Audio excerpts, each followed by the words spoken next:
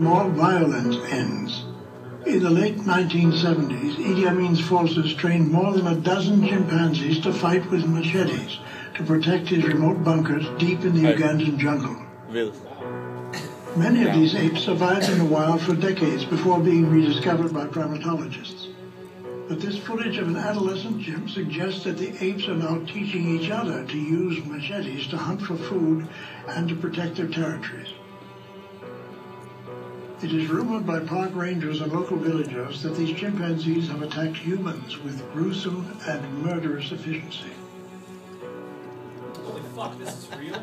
We may never know how many victims have been killed or maimed by Idi Amin's intelligent but deadly apes. But we certainly know that these chimps are still in existence and are quite dangerous. Just tomahawk that machete. Oh. What have you been talking?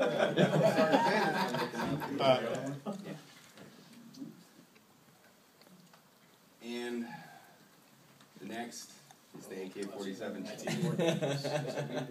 And again, I hear laughter. I watch.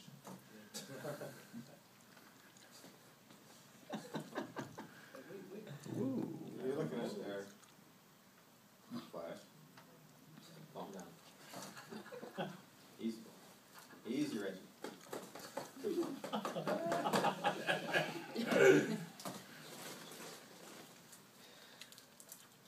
Play that funky music. What's that gonna be? Hey, man, yo, Mike, don't go, Mike. Hey, no.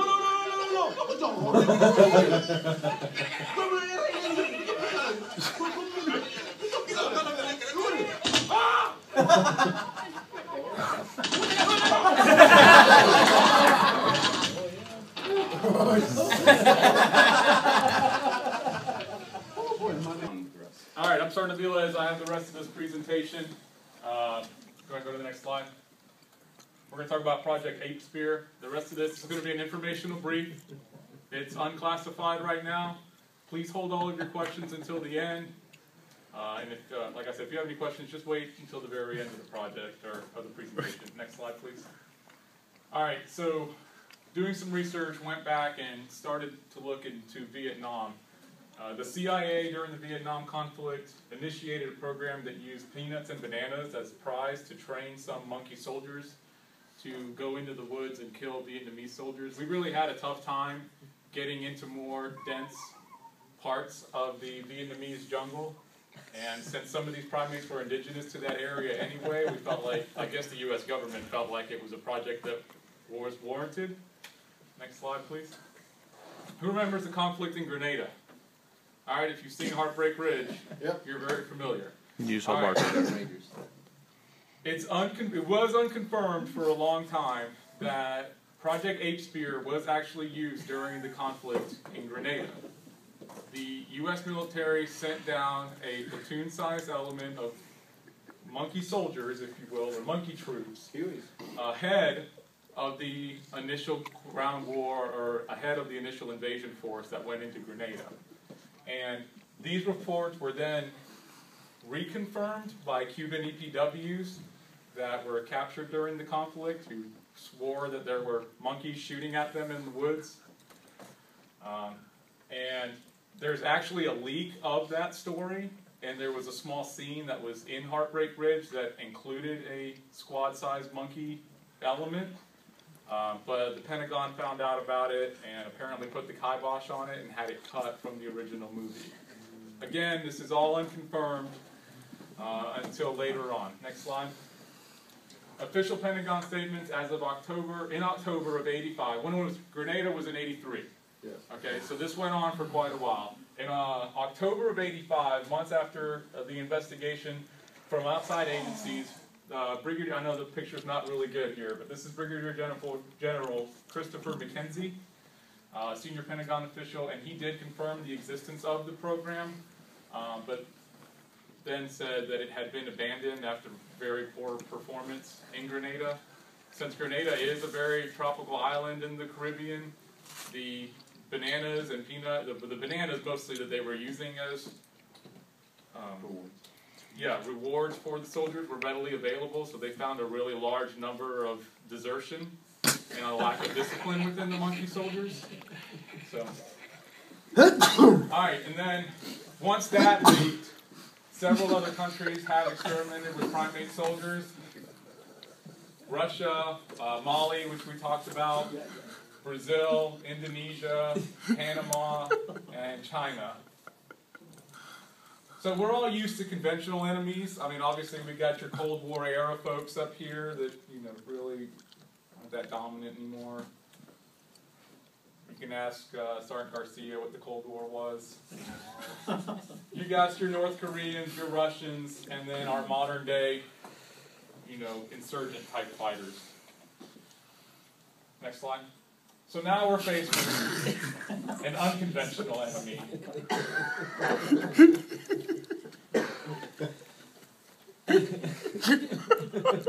Next slide. Alright, British reports in June 28th, 2009, the Taliban, it was a report, and I'm not making this up, it's on, look at your Fox News ticker here. There was a report that the Taliban was training monkeys to shoot weapons, fire rockets, and then later it was confirmed by a senior U.S. military official. Y'all laugh. I'm trying to keep you alert out there on the battlefield. Alright, China People's Daily News. The Afghanistan's Taliban warlords have developed a bizarre way to deal with foreign forces. They have trained monkeys who love to eat bananas and peanuts to be killers. Taliban forces have taught monkeys how to use Kalashnikovs, Bren-light machine guns, trench mortars, and they've also taught them how to identify and attack soldiers wearing U.S. military uniforms. And then this report was released ahead of that, in June of 2008. This was the initial report, and then that led to all the other reports being filed later. Next slide.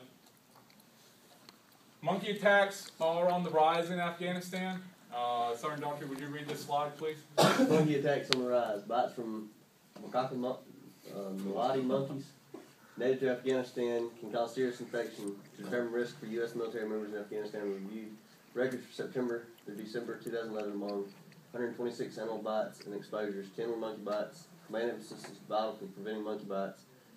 Provider training and bite reporting promote post-exposure treatment. All right, next slide, please. Monkey attacks continue. Sergeant Boyce.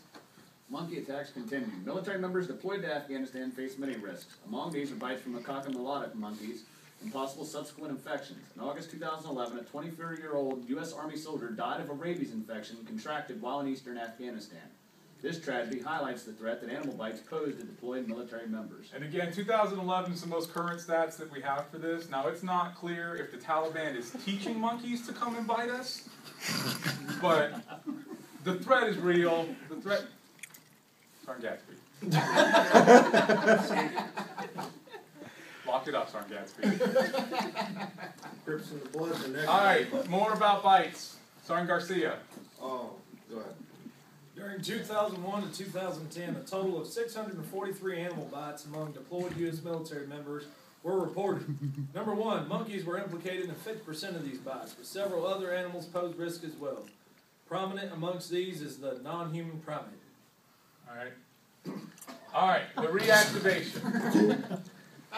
Many high-ranking military officials think that the program should be looked at again. The Army Primate Expedition and Special Hostile Integration Team, or HKIT, is currently looking for funding from the Department of Homeland Security, Department of Defense, the Department of the Army, and CBP and ICE. There is talks of maybe trying to put monkeys on the borders. Next slide. All right, in summary, so regardless of the type of monkey or weapon being used today, today's military fighting force has to be ever ready for the possibility of engaging monkeys on the battlefield. What are your questions at this time? Yes? The current threat, is it centered around the chimpanzee and the smaller monkeys, or have they moved gorillas or orangutans to the larger primates? Right now, the problem that they're having, it's easier to train the smaller monkeys. When you get into your really kind of starting with, when you get into the orangutan and gorilla-sized primates, the sheer force and the aggressiveness of those animals have just proven to be challenges that are too big to overtake right now as far as training purposes. I thought that's So that's really not something that they're trying to Now, move into right I now. want to point out something. It's I'm not sure if I logistical understood problem. your question. Was it, are we training the larger primates, or are they a concern, a risk of these larger primates towards us? Because Second. species are determined by the geographical location. The hot spots we're in, over in the Middle East, in Afghanistan, where the Taliban are, the macaca mulata is the dominant species. Yeah. It's The indigenous to the area. The chimps populate greatly in the Ugandan area and up through northern Africa. You want to get into something like large gorillas and stuff, you have to move south into Central Africa. You gotta get Let's into be the deployed. To the East Coast. Right. In our program, are we using them? And if we did, would they be briefed on the banana eating procedures, or do we just let them do what they want? One of the important things you got to remember about our program is that we look for the best and brightest of all our children.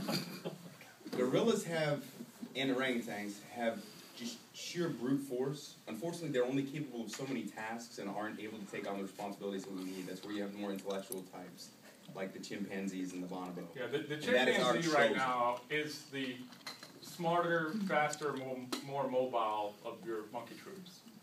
Primate expeditionary force. Special forces. So we have to be worried about the monkeys that we have in the zoo right now in the U.S. Are they No. safe?